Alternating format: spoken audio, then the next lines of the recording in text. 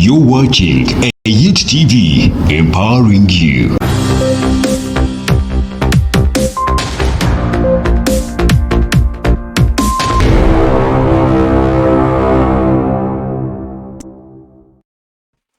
Good evening, our viewers. You are welcome to the Health and Lifestyle Show on AIT TV. My name is Dr. Asimwe Fiona, an obstetrician and gynecologist working at New York Hair Clinic and Fertility Center in Mbara. Today, we're going to talk about preeclampsia, which is a complication that increases the risk of maternal mortality and morbidity among our pregnant mothers. So preeclampsia is a multi-system disorder that is composed by hypertension and proteinuria, which is protein in urine that occurs after 20 weeks of gestation. It is divided, it can be categorized into preeclampsia or severe preeclampsia. Preeclampsia, today we're going to talk about preeclampsia. Preeclampsia is a multi-system disorder that is characterized by hypertension and proteinuria, which is urine in protein, occurring after 20 weeks of gestation. It can be categorized into preeclampsia or severe preeclampsia. Mild preeclampsia is characterized by a blood pressure of more than 140 out of 90 with a urine protein of +2. This is measured using a urine dipstick. And then severe preeclampsia is characterized by a blood pressure of more of 160 out of 110 or more, plus a proteinuria of +3 or more. So what are the causes of preeclampsia?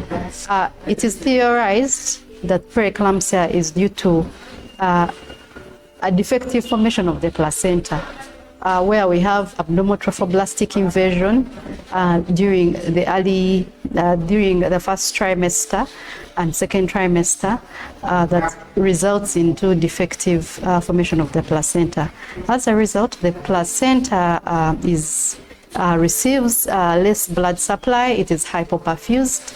There's ischemia. There's less oxygen to the placenta, with release of factors such as thromboxane, tumor necrosis factor, and these are released into the bloodstream of the mother. These are toxic to the mother in such a way that they damage the endothelium of the layer called the endothelium of the blood vessels of the mother, and also increase the thromboxane causes vasospasm of the blood vessels, increasing blood pressure. Another theory that has been thought to cause preeclampsia is a lack or low concentration of blocking antibodies. These blocking antibodies are important to protect the placenta that is invading the maternal blood vessels from recognition by the maternal immune system. So if the blocking antibodies are few, or if there is a lack of this placenta is recognized by the maternal immune system, and then still there is defective formation of the placenta. So what are some of the risk factors for development of preeclampsia? The risk factors, we have extremes of age of less than 20, age above 35, when you're pregnant for the first time, the prime gravida, and then if you had a history of preeclampsia in the previous pregnancy, also if you have a history of chronic hypertension, diabetes mellitus, those who have multiple pregnancies are all at risk of preeclampsia. So what are some of the signs of preeclampsia? Some of the signs include a headache, an epigastric pain, and some have blurring of vision, and others may actually have swelling of the lower limbs. And also when you go to the health facility, they will tell you your blood pressure is high. So Investigations include taking the blood pressure, which will be high, more than 140 out of 90 for the preeclampsia, then 160 out of 110 or more for the severe preeclampsia. Then the other investigations that are done include urinalysis, where we are going to do, where we're going to find the protein, whether there is protein or not, and then we qualify it in terms of the pluses, whether it is +2 or +3 or more. The other investigations that are done include the renal function tests, where we are looking at the creatinine, whether it is above 1.1. It is important to do the renal function test because, as I said, preeclampsia is a multi-organ system disorder. It also affects the blood vessels within the kidneys. So it is important to see how the kidneys are functioning. Then we have the liver function tests to see how the liver is also functioning, because also preeclampsia affects the blood vessels within the liver. So we're looking at the liver enzymes, whether they are elevated or not. Then we are going to look at the platelet count. Because of that endothelial damage that I talked about, the platelets are going to aggregate around that area of damage, and this could lead to a decrease in the number of the platelets, leading to a thrombocytopenia. So also in the investigations, we're going to see how the number of platelets are, what the number of the platelets is, because the platelets are important in preventing bleeding, and when they're low, there's a tendency to bleeding.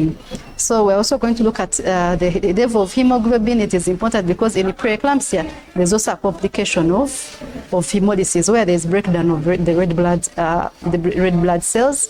So it is important to look at whether there's evidence of hemolysis based on the hemoglobin. So what are some of the complications of preeclampsia? One of the most important complications that could occur is development of convulsions. And when the convulsions occur, we call it eclampsia. We call it eclampsia. So the convulsions may be sudden, or a patient may have an aura.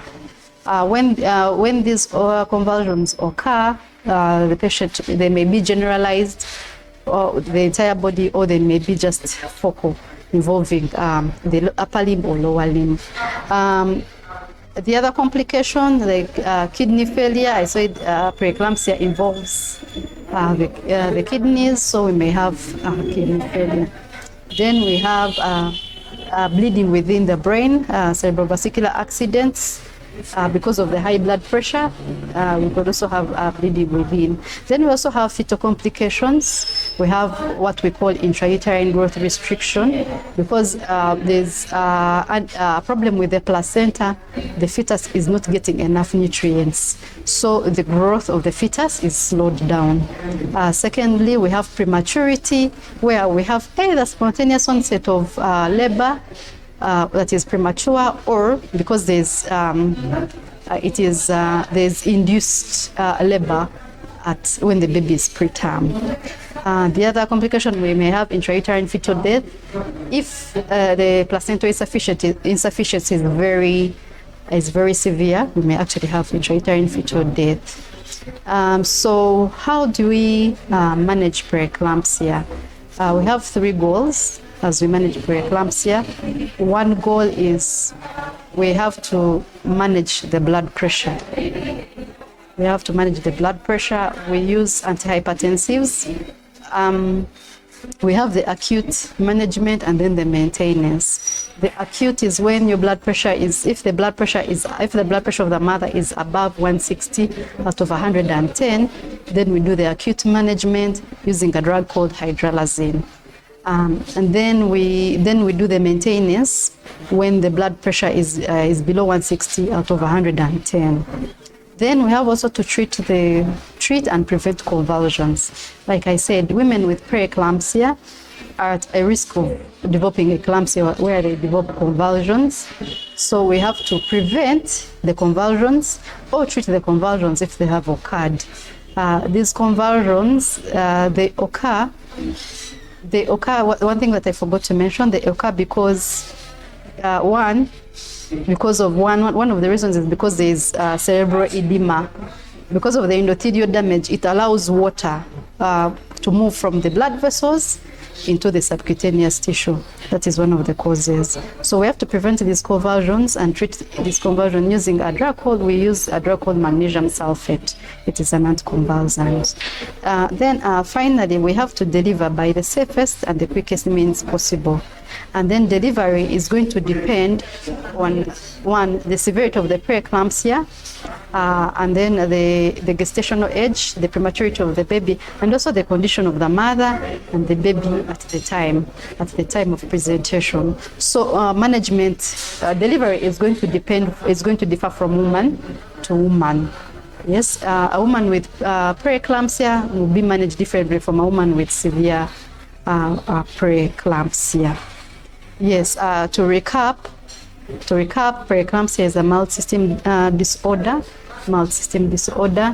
that can affect any part of the body, composed of hypertension and proteinuria that occurs after 20 weeks of gestation. It is a complication that increases the risk of maternal morbidity and mortality in pregnancy. And some of the signs and symptoms that occur include a headache, epigastric pain, and then swelling of the lower limbs in some women. Then when you go to the hospital, they will tell you that your blood pressure is high, you have protein in urine, and you'll be managed according to whether the mother will be managed according to whether the preeclampsia is severe or it has no severe features. Also depending on the maternal condition, whether they have eclampsia or not, or the fetal condition, whether there is intrauterine growth restriction or there is fetal distress or not. Thank you for watching. Keep watching this health and lifestyle show on AIT TV. It runs every Thursday at 5 p.m. Once again, I am Dr. Simwe Fiona, working at Neo Care Clinic and Fertility Center. Thank you for watching.